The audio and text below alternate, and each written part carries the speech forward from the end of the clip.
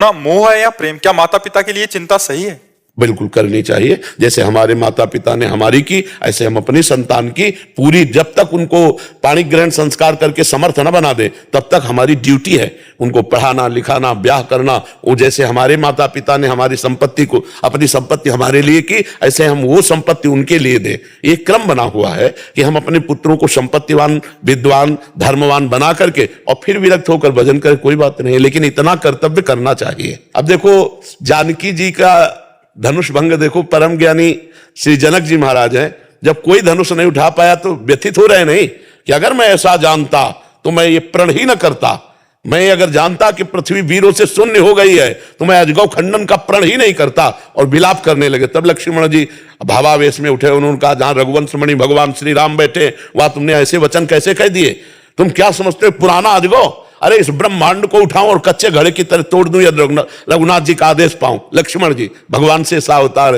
तब जनक जी को शीतलता हुई और भगवान राम ने अजगो। तो बड़े बड़े ज्ञानियों को भी बेटा बेटी की चिंता होती है, ऐसा नहीं कि अपने कर्तव्य का पालन करने की चिंता होनी ही चाहिए। सविता शर्मा जी मेरठ से। राधे राधे महाराज जी। महाराज जी मेरी भगवान की पूजा पाठ में रुचि है, करती भी हूँ, लेकिन विचार सकारात्मक होने की जगह नकारात्मक विचार ज्यादा हावी रहते हैं महाराज जी। अभी नाम जप करो, नाम जप से जब तक अंतःकरण पवित्र नहीं होगा तब तक ये लक्षण बने रहेंगे। ये पाप का लक्षण है। नकारात्मक सोच ये ज्यादा बढ़ जाए तो डिप्रेशन में पहुंचा दे, हर समय जलन पैदा करती रहती है, तो ये पाप का लक्षण है। जिसका हृदय पवित्र होता है उसके विचार पवित्र और सकारात्मक होने लगते हैं। जहां श्री कृष्ण अनुकूलेन प्रतिकूलस्य विसर्जनम सूत तस्मा शास्त्रम प्रमाणम थे, शास्त्र प्रमाणित बात करनी चाहिए। तो जैसे हमारे मन में प्रतिकूल चिंतन आता है, विपरीत भावना आती है, तो ये पाप का लक्षण। हमारा अंतःकरण अभी मलिन है, हमको नाम जप करना चाहिए। नाम जप करे सब ठीक हो जाएगा, सब ठीक हो जाएगा। बड़े से बड़ा डिप्रेशन का बीमार आदमी भी यदि राधा राधा राधा राधा राधा नाम जप करे और फिर देखे ठीक होता है कि नहीं। विश्वास करो, औषधियों में जो सामर्थ्य है वो भगवान की ही दी हुई है, तो वो तो भगवान का नाम है, नाम में तो अपार सामर्थ्य विराजमान है।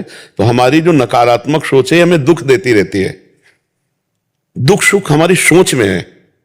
दो ब्राह्मण बैठे थे तो एक भगत आया, उसने कहा पंडित जी चलो हमारे यहां निमंत्रण, तो दोनों को ले गया, भोजन पवाया, 11-11 रुपया दक्षिणा दी, पैर छुआ। एक प्रसन्न मुद्रा में निकल रहा है और एक नाराज मुद्रा में निकल रहा है। तो एक ने पूछा कि आप प्रसन्न क्यों हैं?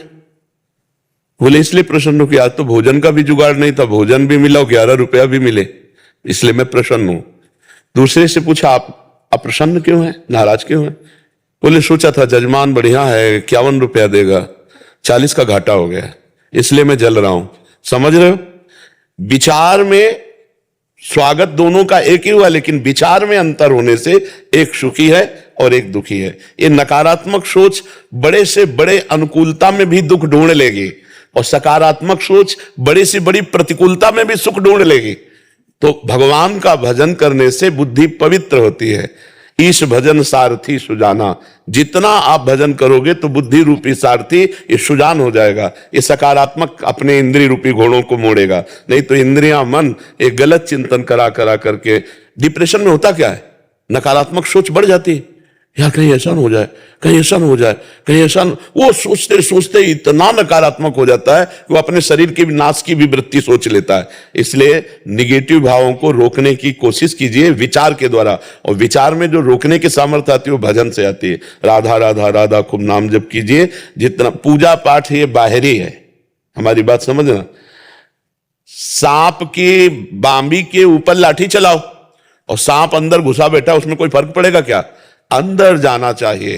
तो बाहरी तो हम आरती कर रहे हैं, पूजा कर रहे हैं, और हृदय हमारा अंधकार से युक्त है, कैसे ठीक होगा? ये अंधकार कैसे नष्ट होगा? तो बोले राम नाम मणि दीप धरी, जी दे हरि द्वार, तुलसी भीतर बाहरहु जो चाहसी उजियार। यदि बाहर भी आनंद जान और अंदर भी आनंद चाहते हो तो जबान पे नाम रख लो, नाम निरंतर नाम जप करो, राम राम हरि हरि कृष्ण कृष्ण राधा राधा, जो नाम प्रिय हो। बिना नाम जप किए ये दुर्गति मन स्वयं करवाता रहता है। देखो मन ही तो है ना, ज्यादा प्रतिकूल चिंतन करा दे तो अपने आप से सूट, आपके हाथ से आपको सूट करवा देगा, आपके हाथ से आपका गला कटवा देगा, आपके हाथ से आपको जहर खवा देगा, आपके हाथ से अपने फांसी लगवा देगा। आप घटनाएं सुनते हैं ना। देखो, ये मनुष्य जीवन दुख भोगने के लिए नहीं मिला है, ये परम सुख भोगने के लिए मिला है। जिसे तुम यहां सुख समझते हो वो सुख नहीं, वो दुख ही है। समझ पड़ती नहीं है, गिरधर की माया है। दुख यो नया भगवान ने लिख दिया है इस पूरे संसार को, दुखालयम अशाश्वतम। परिणाम में तुम्हें दुख मिलेगा और परिणाम में इन सबका नाश होगा। ये सब कुछ नाशवान है, तो नाशवान से शाश्वत खरीद लो, नाशवान से अविनाशी खरीद लो। सुंदर भोग बनाया, ठाकुर जी को लगाया, देखो भगवान प्रसन्न होंगे उससे। ये नाशवान शरीर है, इससे खूब अच्छे कर्म करो, दूसरों को सुख पहुंचाओ, नाम जप करो, सत्य से चलो, अभी आनंद आ जाए। इसलिए नाम जप करो, नहीं तो बुद्धि ही तुम्हें दंड देगी निगेटिव सोचवा के। बेमतलब नकारात्मक सोच बेमतलब जलाती रहती है, कोई मतलब नहीं, और अंदर ही अंदर जलता रहता है इंसान। और सकारात्मक सोच आनंद देती रहती है। तो जब भजन करोगे तो सोच सकारात्मक हो जाएगी, और भजन विहीन जीवन नकारात्मक सोच में बढ़ जाता है। और वो इतना नकारात्मक, उसे हर जगह डर लगने लगता है, भय सता जाता है, चिंता, उद्विग्न, शोक, विषाद, ये उसे घेर लेते हैं। इसलिए गोस्वामी जी ने एक दोहे में कहा, तब लगी कुशल न जीव कहूं, सपने हूं मन विश्राम, जब लगी भजत न राम कहूं, शोक धाम तज काम। 24 घंटे में तुम 24 मिनट हमें दे दो, सब ठीक होना शुरू हो जाएगा। क्या 24 मिनट? ठीक 24 मिनट घड़ी से देख के, राधा राधा राधा राधा राधा राधा राधा। फिर आपके देखो 24 घंटे कैसे जाते हैं। 24 मिनट देने में क्या परेशानी? 24 घंटे में भगवान ने तुम्हें इतना बड़ा जीवन दिया है, और तुम्हें 24 घंटे में 24 मिनट केवल भगवान के लिए देने, वो भी परिणाम में लौटकर तुम्हारा ही मंगल होगा। 24 मिनट एकांत में बैठकर भगवान को सामने मानकर नाम जप करो और लिखते जाओ राधा राधा। 24 मिनट इतनी मेहनत करो, फिर इसके बाद तुम देख लेना, तुम्हारी सोच बदल जाएगी, तुम्हारा जीवन बदल जाएगा। तो इसलिए चिंतन ठीक करना है तो भगवान का भजन करो जी। दिव्य नाम दास जी, अमेरिका से। गुरुदेव, आपके चरणों में कोटि कोटि प्रणाम। गुरुदेव, मैं अपने जीवन में ऐसा क्या करूं कि काया वाचा मनसा से किसी भी समय स्थान परिस्थिति में किसी भी जीव के प्रति कोई भी अपराध ना बने? भगवान की शरण में हो जाओ। जब जीव भगवान की शरण में हो जाता है तो शरणागति का रंग चढ़ता है। जब रंग चढ़ता है तो सब में भगवान नजर आते हैं। जड़ चेतन जग जीव जत सकल राम में जान।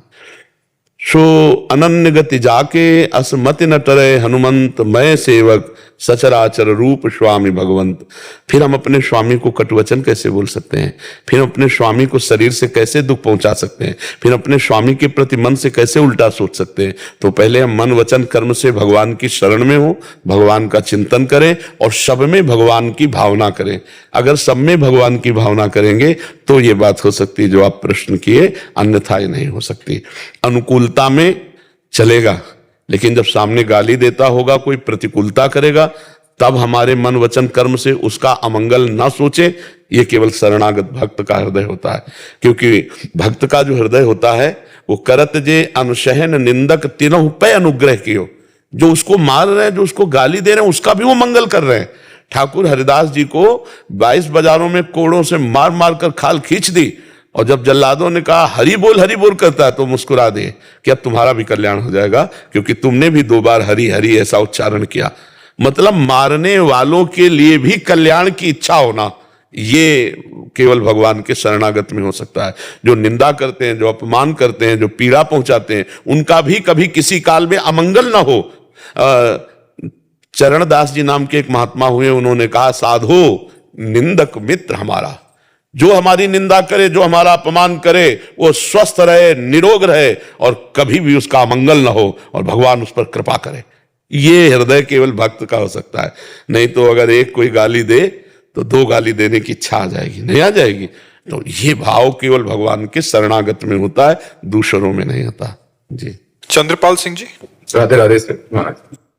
राधे राधे महाराज जी। महाराज जी, मैं भारतीय नौसेना में पनडुब्बी में कार्यरत हूँ, जो उसमें रहती है महाराज जी। महाराज जी कह रहे हैं कि माता जी की आज्ञा से ही धर्मपत्नी और बच्चों को ड्यूटी स्टेशन पर, जहाँ अभी पोस्टेड है, वहीं रखा था। माता जी को लेकर गया था, बट वहाँ माता जी को गाँव की याद आई तो गाँव रहना पसंद किया तो वापिस आ गए। बट अभी बहुत मन होता है कि मैं पूरे साल माता की सेवा नहीं कर पाऊंगा, मन में बड़ी उलझन सी बनी रहती है और अपने आप में घृणित महसूस करता हूं कि मैं माँ की अभी बहुत सेवा सुंदर, अच्छे भाव हैं। आपको धन्यवाद जो आप अपने माता पिता की सेवा की भावना इतनी सुंदर रखते हैं।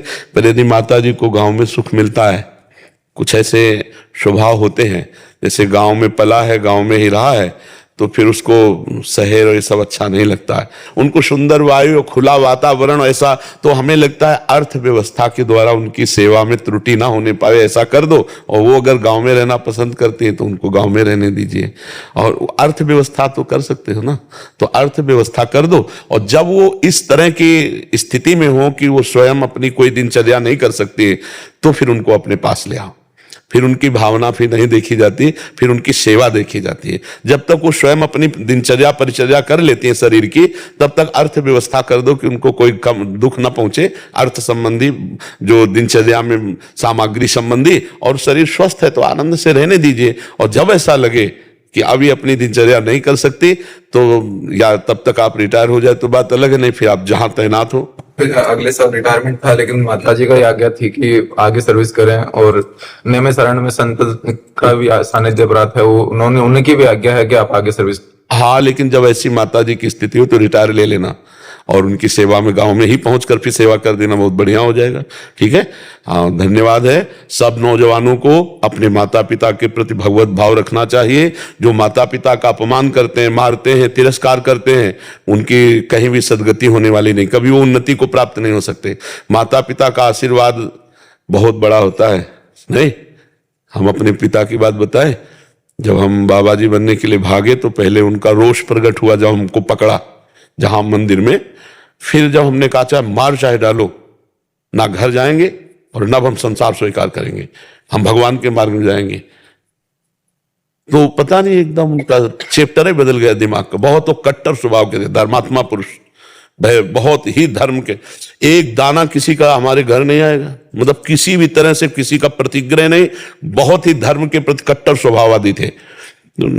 ऐसे छाती से लगाया, 13 वर्ष की अवस्था थी हमारी, राम राम राम राम 4-5 बार ऐसे किया, और हमारी खोपड़ी पे हाथ रखा और कहा, बच्चा जा सच्चाई से चलना, जिंदगी में जहां बैठेगा वहां फूल बरसेंगे, जा। भगवान की कृपा से अब 55 की आयु लगभग होले जा रही है और पिता का आशीर्वाद कि जा ऊसर में बैठेगा तो भी फूल बरसेंगे, उनका आशीर्वाद। माता पिता देखो, माता पिता प्रसन्न हो गए तो महाराष्ट्र के जो ठाकुर जी है ना, विट्ठल भगवान, वो माता पिता की सेवा से ही आए थे दर्शन देने के लिए। लेकिन आजकल बूढ़ी बूढ़ी माँ, बूढ़े पिता उनको लात से मार रहे, चप्पल से मार रहे, ऐसे दुर्गति होगी ऐसे पुत्रों की। इसलिए हम धन्यवाद आपको देते हैं। और सब नौजवान भाई, ए भाई, जब तुम लघुशंका करते थे अपनी माँ की गोद में शौच कर देते थे, तब उस माँ ने थप्पड़ नहीं जमाया, और आज वो बूढ़ी माँ अगर लघुशंका शौच कर देती बिस्तर पे तो तुम उसे कष्ट दो, तो समझो भगवान तुम्हारी क्या उन्नति होने देंगे, फिर तुम्हारी उन्नति पक्की है। इसलिए माता, हमारे यहाँ वेद में लिखा, मातृ देवो भव, पितृ देवो भव, अतिथि देवो भव, ऐसे शब्दों से लिखा है। पहले लिखा होता था, घरों के सामने लिखा होता था अतिथि देवो भव, ऐसे लिखा होता था। तो ये मतलब कलयुग का प्रभाव। इस नाम जप करो, बुद्धि शुद्ध करो, धर्म से चलो, तभी हृदय शांत रहेगा। नहीं, आज देखो बुद्धि शुद्ध, स्वच्छ लोग बहुत दिखाई देंगे लेकिन पवित्र नहीं होंगे। बुद्धिमान बहुत है लेकिन विवेकी नहीं है। शरीर बहुत तगड़ा है लेकिन बल नहीं है। आप देखो ये सब बातें आ रही ना, क्यों आ रहे हैं? क्योंकि हमारा आहार विहार, संयम नियम, ये सब बिगड़। हम आपको सच्ची कहते हैं, संयम नियम में बड़ी ताकत है। तुम भी संसार में जन्मे हो तो ऐसा तो नहीं है कि तुम्हें विपत्ति नहीं आएगी। आज सुखी हो तो कल दुख आ जाएगा, अभी दिन है तो फिर रात आएगी। तो तैयारी कर लो रात के पहले लाइट की। ऐसे ही दुख आने के पहले तुम इतने बलवान बन जाओ, विवेकवान बन जाओ कि हर दुख को रौंद के निकल जाओ। निकला जा सकता है, हम भगवान के बच्चे हैं, हम हर दुख को क्रॉस कर सकते हैं, हर हार को जीत में बदल सकते हैं। लेकिन अपने लोग पावर को व्यर्थ में खर्चा कर रहे हैं, अपने आंखों का पावर व्यर्थ देखने में, वाणी का पावर व्यर्थ बोलने में, इंद्रियों का पावर व्यर्थ भोगों में, व्यर्थ में नष्ट कर रहे हैं। अगर हम अपने पावर को समेट लेना तो हम भगवान के बच्चे हैं, भगवान के अंश हैं, ईश्वर अंश जीव अविनाशी। क्या नहीं कर सकते आप? जब भगवान को अधीन कर सकते हो, सुमिर पवन सुत पावन नामू अपने बस करी राखे रामू, तो और कौन देवता और कौन ऐसा रहेगा जिसको अधीन न कर सको। आप में बहुत सामर्थ्य है, पर उस सामर्थ्य को भूलकर हमने गंदे आचरण स्वीकार किए। सब नाम जप करो, कोई भी